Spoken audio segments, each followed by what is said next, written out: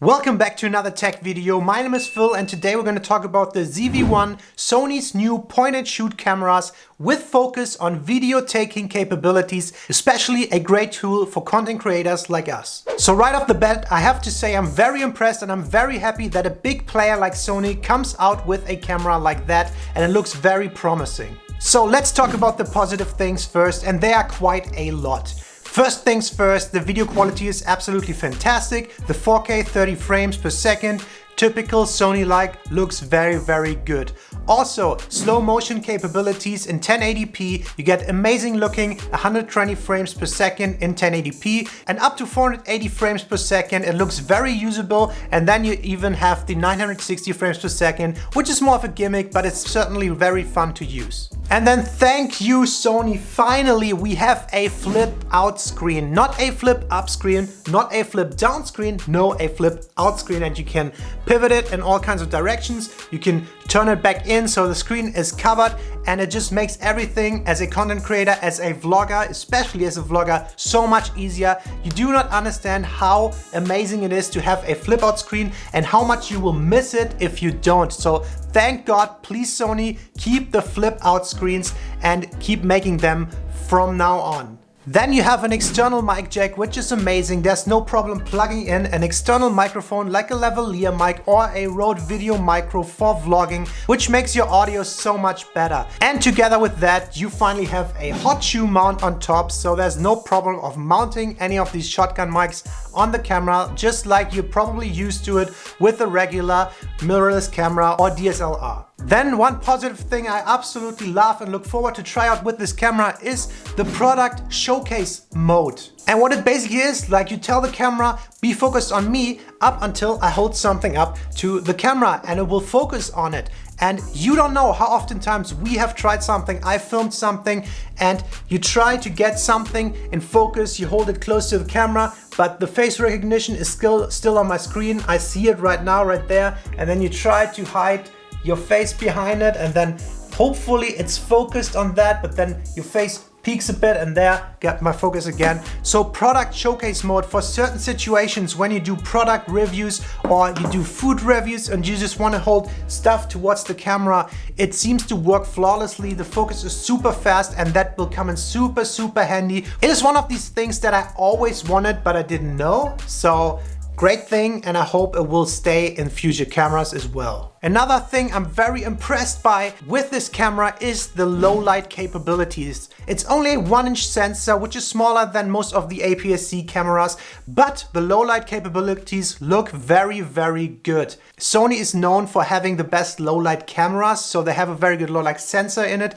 Also, the aperture of the lens on the camera is fairly wide, so combining these two things, it looks very good. And compared to something like the M50, which we're filming on right now, especially with a kit lens or a not so fast lens, the Sony will absolutely blow that out of the water, even though it has the smaller sensor. Another thing that I think is very positive, and I know a lot of people look at it like more of a gimmick, is that blurry background button. So with the ZV-1, you can press this button and it goes down to the lowest aperture, the fastest aperture, which is 1.8, and it blurs your background. So whenever you're in auto mode and you want a slightly blurrier background, you just press that button and it does it for you. So I assume it's a fun thing to use, and I'd rather have it in there than not have it. Also, from the review videos that I've seen, the autofocus is the best I've ever seen. It's on top with the other Sony cameras, and I dare say it, it looks better than Canon's dual pixel autofocus to me, especially when you look at the product showcase mod and you see how fast that thing focuses, or if you run around and towards a front, out of the picture, come back in. The autofocus is absolutely nailing it every time. I think it's one of the best autofocuses out there, and that is an essential thing when it comes to vlogging or content creating as a YouTuber. Now to some more neutral points. My first one is the internal microphone.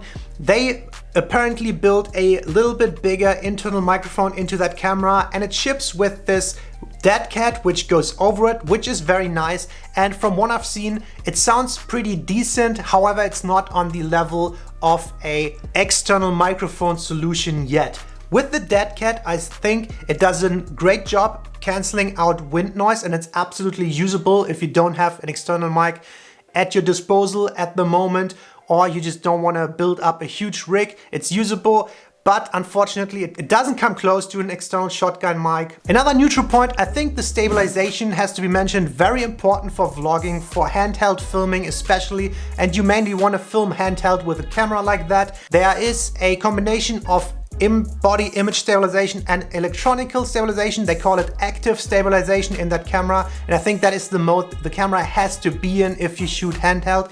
It crops in a little more, which makes it even harder to vlog, but the stabilization looks absolutely acceptable in my opinion. I think it's better than most of the APS-C and full frame camera lineups, at least from Sony and Canon. Another neutral point, I think the touch screen is limited to finding focus and you can't really control the menu with it. I think Sony had that issue for a while now. It's not very essential for the overall performance of the camera, but it definitely would make your user experience nicer if they had it. So that's another neutral point for me. And another thing that they implemented is the skin smoothing modes. It's like something we know from phones with the beauty mode, and it kind of softens out the skin, make you appear like you have smoother skin, make you look a little younger. And I think a lot of the big filmmakers do not necessarily go for that look, but in my mind, think about the big audience of YouTube, the younger people, the 14-year-olds, the 16-year-olds, the 17-year-olds that consume a lot of content at the moment.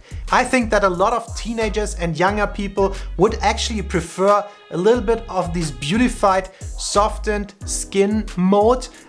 It's not my cup of tea, but I would assume that could be a thing. So having it in there and having the option to turn it either on or off, I don't think it's a bad thing. So I'm thinking that's neutral, and I would definitely like to play around with it. Then for the negative points, and the one big point that is negative, and that is why this camera is not the best overall vlogging camera out there. It is simply not wide enough. It's a 24mm equivalent focal length on the wide end, and with the additional crops, and you're close to 28 or even 30mm. And if you plan on doing a lot of self-filming, the vlogging, having it on some kind of tripod, filming yourself, that will not be wide enough. There will be your big head in the frame and not much else. And I think that is the biggest downfall of this camera. In general, okay, we're talking about a point and shoot camera. It's a pocket camera. So of course the biggest disadvantage is you cannot change lenses. You cannot have a crazy zoom range. You cannot have the widest lens. And I think the range they give you is suitable for most people, for most situations, but you will not get these amazing looking shots because, to be honest, 24-70, it looks the most normal, and so for me also kind of like the most boring.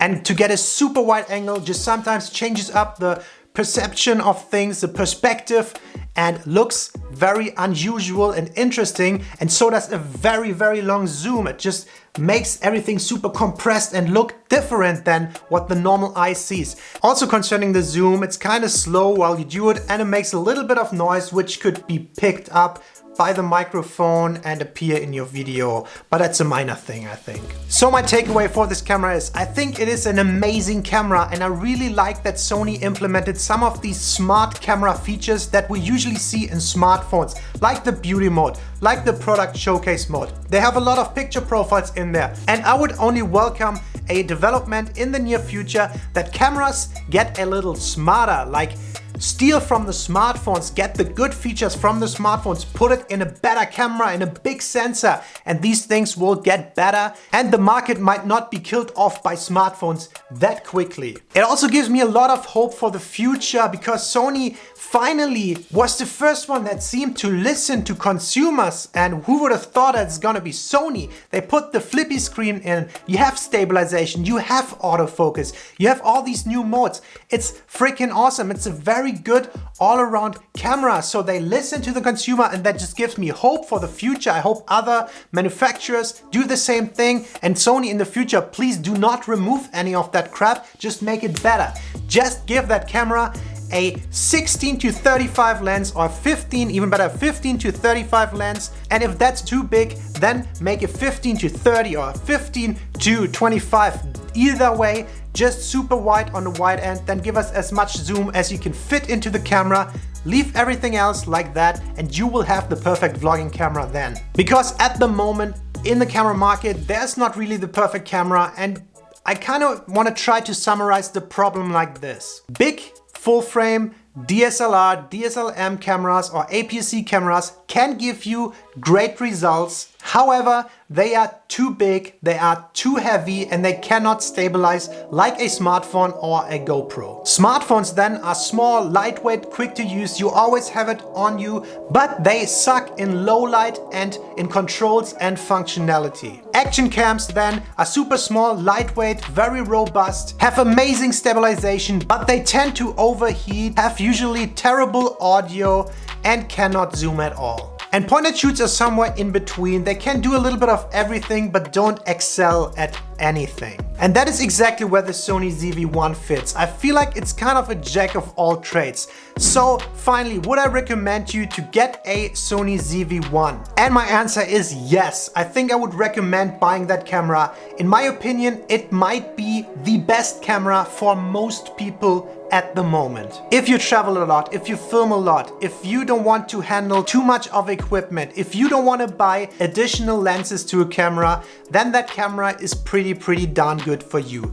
If you don't do this kind of filming a lot where you film yourself, but you go traveling and you film either other people, other things, or you have a second person that you can film, that can talk, for that the camera is absolutely wide enough, and I would absolutely recommend the camera for that. I think it might be the best camera for these purposes. The only downfall is the self-filming thing, or filming in very tight spaces where you want to have a wider lens. That is the only downfall. If you don't do that a lot, I would absolutely recommend that camera. That's it for the SONY ZV-1. I'm very happy. I can't wait to get my hands on it. If you like tech style videos, don't forget to hit that thumbs up button, subscribe to my channel if you don't want to miss out on future videos. Thank you so much for watching. We'll see you in the next one. Bye.